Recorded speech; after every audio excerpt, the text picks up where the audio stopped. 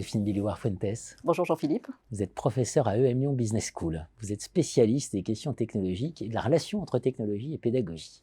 Auteur de plusieurs papiers dans Conversation France. Et un papier très intéressant parce qu'effectivement, c'est un peu dans toutes les têtes. Parce qu'on parle beaucoup d'investissements échoués ou de risques d'investissement échoués dans tout un tas de secteurs, notamment liés au climat. Mais on en parle moins dans le domaine de l'éducation et lié à l'IA, par exemple. Et vous nous dites, low code, no code, aurons-nous encore besoin de développeurs informatiques? Parce que le codage, qu'est-ce qu'on a entendu que c'était fondamental, qu'il fallait en mettre partout, dès le collège, etc., etc. Puis d'un seul coup, ChatGPT. ChatGPT et des outils no-code autres d'ailleurs qui permettent de coder juste en déplaçant des blocs et sans connaître aucun langage de programmation. Donc effectivement, la question se pose, aurons-nous besoin de développeurs demain? Alors, votre réponse? Alors ma réponse, on aura moins besoin de développeurs de base pour faire du code et des lignes de code par centaines. Par contre, on aura toujours besoin d'experts pour pouvoir analyser le code créé par les outils, que ce soit des outils de no-code ou des outils IA, et être sûr que ces outils sont efficaces et peuvent s'intégrer dans les systèmes d'information existants. C'est ça qui fait très peur, qui fait à la fois très peur, qui est très stimulant, mais qui fait très peur. C'est-à-dire qu'on l'entend de plus en plus, finalement l'IA va remplacer beaucoup d'emplois. Voilà, beaucoup d'emplois qui étaient plutôt des emplois techniques, des emplois relativement bien calibrés.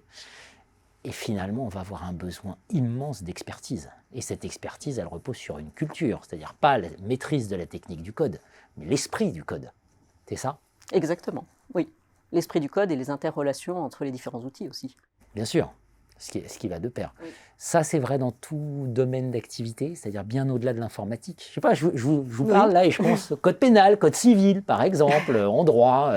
Je l'entends parfois dire, en fait, il va y avoir tout un tas de professions juridiques qui vont être remplacées, mais d'un autre côté, l'expertise, la très haute de maîtrise de ces codes, ça va valoir de plus en plus cher.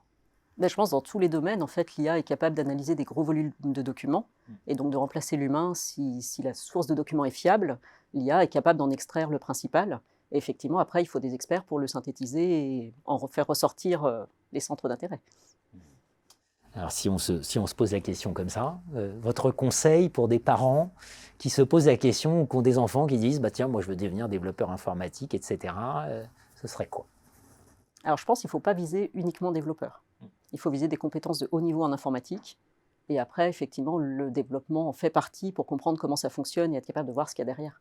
Mais le métier en lui-même ne sera pas centré sur le développement, mais plus sur une approche macro et plus sur une conception globale du système. Ça veut dire aussi des dynamiques de compagnonnage dans les enseignements, par exemple, des interactions entre étudiants, etc.